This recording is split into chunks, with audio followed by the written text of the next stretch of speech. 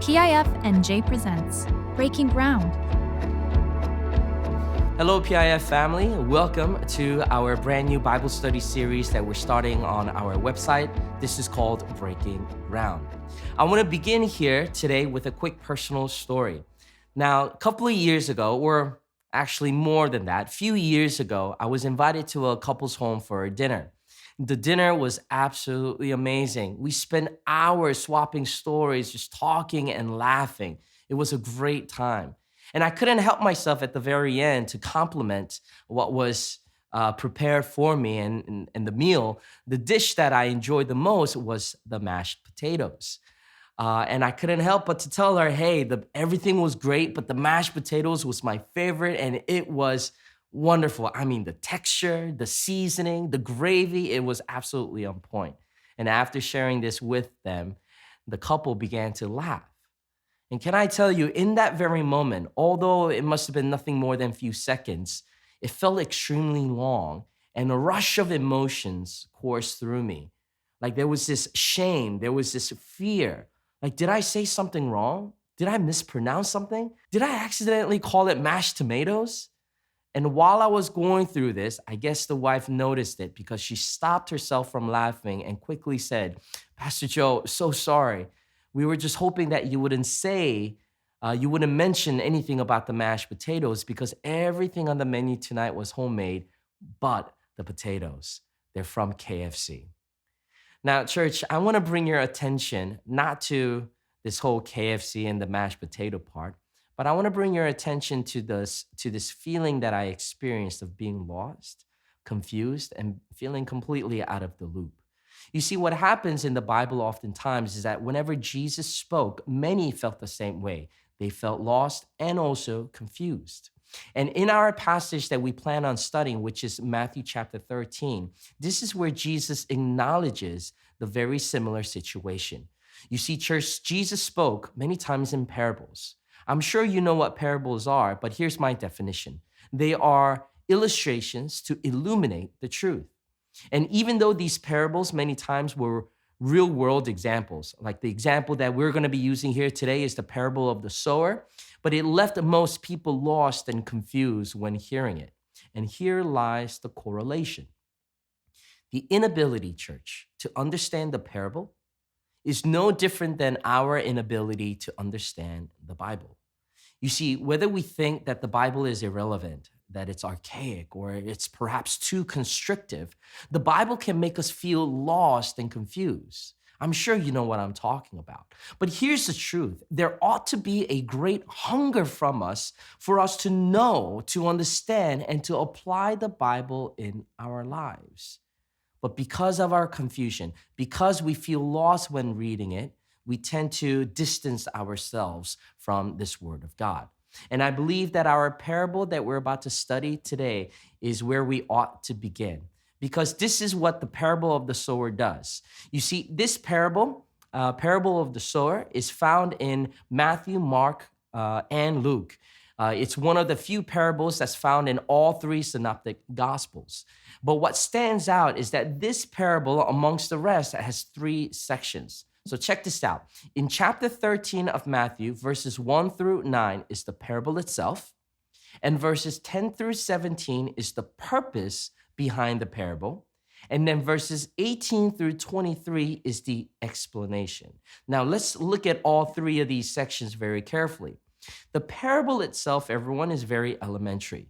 Jesus uses the illustration of the sower, the seeds, and the various different soils the seeds fall upon. And it's something that anyone and everyone can easily understand, right? There are four happenings that takes place. First, the sower drops the seed along the path. Then something happens. The sower then drops the seed on rocky ground, and then there's something else that happens. The sower drops the seeds among the thorns, and then finally the sower drops the seeds on good soil. Now, the sower, the seeds, and the various different soil conditions are all symbolic, and each happening deserves an in-depth study, which in fact is exactly what we're going to do in the next four study sessions. We're going to go through each of them, each of the different conditions, and study it in depth. Now, after that, church, Jesus goes into describing the purpose of the parable, which is very important for us to pay attention to. Here is Jesus teaching us and telling us what the parable is and in giving us the purpose of it.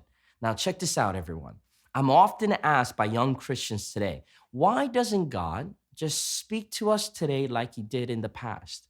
You know, in the Old Testament, we find God speaking to men directly. It's not until when we get to the book of Samuel where we learn that God's voice becomes rare. You know, it's after that where God speaks through the prophets. Then God comes onto earth in the body in the form of Jesus Christ. And then here we are, thousands of years later, the book has ended, where we now have this book, the Bible, that is all that is left of what God or how God speaks to us today. So ask yourself, why did God leave us with the Bible? There must be a purpose, right? And we get to find out what that purpose is in a way of a foreshadowing in the parable when Jesus describes it. And then in the third section following that, Jesus begins to explain the parable. Now, church, this is the most important. And this is what we call in seminary hermeneutics. In other words, it refers to interpretation. Jesus tells us exactly what he meant by the seeds falling on the path, falling on rocky ground, falling amongst the thorns, and on good soil.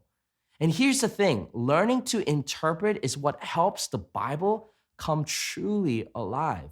It's in this very step that we find the application, the practical lessons, and the revelation. You know, in our church, in the Christian circles, we hear things and we talk about transformation, our lives being changed by the word of God. And right here, during the interpretation, the explanation, this is when it happens. When we talk about our faith, how it can move mountains, well, this is how it happens when we understand when we are able to fully interpret the word of God. Or when we talk about dreams, having calling from God, or having visions from the Lord. This is when it happens. The point that I'm trying to get across, everyone, is that the parable of the sower is essentially a handbook on Bible study. The parable, the word of God, the purpose, the word of God, and the whole explanation, the interpretation, and us being able to apply it into our lives. All of this is essentially just a breakdown or a microcosm of how we ought to study the word of God. You see, when we read the Bible, we shouldn't be lost. We shouldn't be confused. Now, sure, it's challenging. It has its points where it's very difficult for us, but great is the reward that comes when seeking the truth.